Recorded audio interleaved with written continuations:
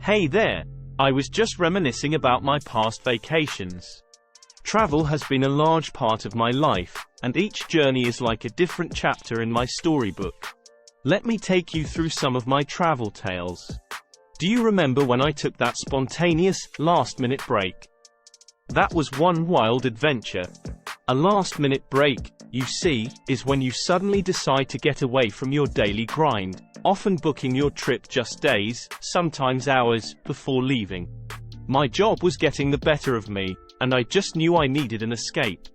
It was exciting, thrilling and, well, a bit chaotic. Packed my bags, booked my flight, and just jetted off.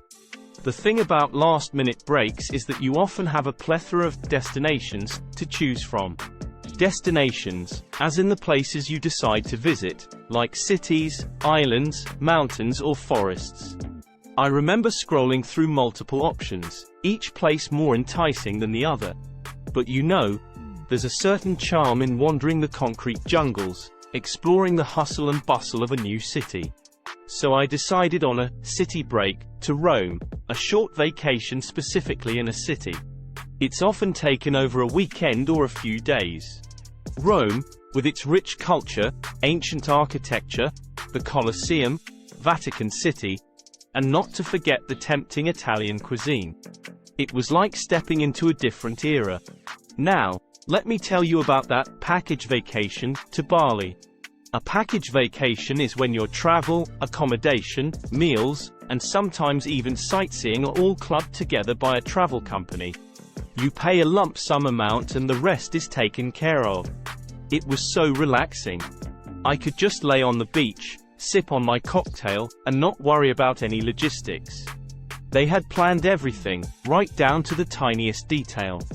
Before I travel, I make sure to exchange some of my money into the local currency. The local currency is the money used in the place you're visiting.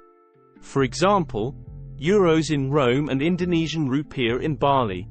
It's good to have local currency on you for local markets or small establishments that may not accept cards. And now, let's talk about travel arrangements.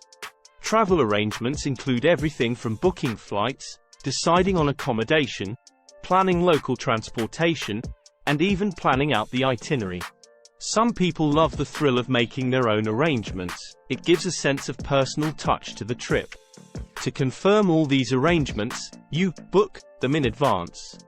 You know, like booking your flight, reserving your hotel room, or even pre-booking your tours.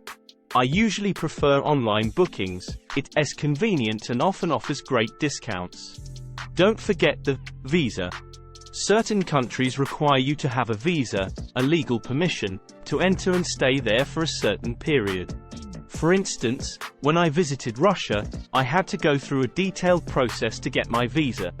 But it was all worth it when I stood in the Red Square, staring at the magnificent Kremlin. Health is important too. That's why, for certain destinations, vaccinations are a must.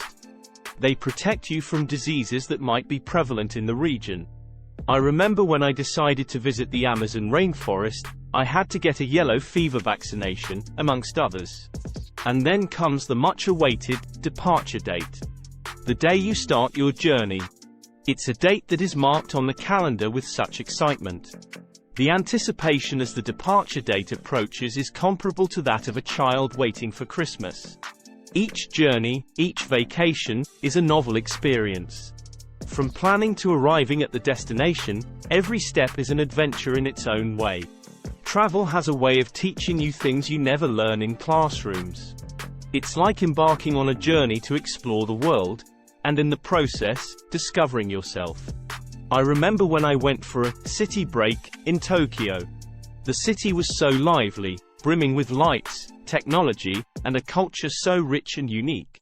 I remember being fascinated by their temples standing strong amidst skyscrapers, a beautiful blend of the old and the new. Oh, and speaking of rich cultures, let me tell you about my trip to Egypt. It wasn't a last-minute break. In fact, this one needed quite a bit of planning. I had to apply for a visa, get a few vaccinations, and then book my travel and accommodation. The pyramids, the Sphinx, cruising on the Nile, it was like a journey back in time. But sometimes, I also enjoy the serene, untouched beauty of nature. That's why I decided to go on a package vacation to the Seychelles. I didn't have to worry about anything. Just indulge in the breathtaking beauty of the beaches, the turquoise waters, and the unique wildlife. It was a piece of paradise on earth. One thing I've noticed is that regardless of where you go, it's important to learn about the local currency. In Japan, it was yen, in Egypt, the Egyptian pound, and in Seychelles, the Seychellois rupee. It's fascinating how each currency tells a story about the country's history and economy. Every journey, every destination has left an indelible mark on me. The rich cultural tapestry of Tokyo, the historical marvels of Egypt, the pristine beaches of Seychelles, each experience has been unique. But every vacation, no matter how enchanting, comes with a departure date. The day you have to bid farewell to the experience and return to your regular life. But with every goodbye, there's the anticipation of the next hello, the next journey, the next chapter in the travel book. Looking back, I realize that each trip has taught me something new. It has taught me about history, culture, diversity, and resilience. It's made me realize that the world is a book, and those who do not travel, read only one page. I wonder what the next page has in store for me.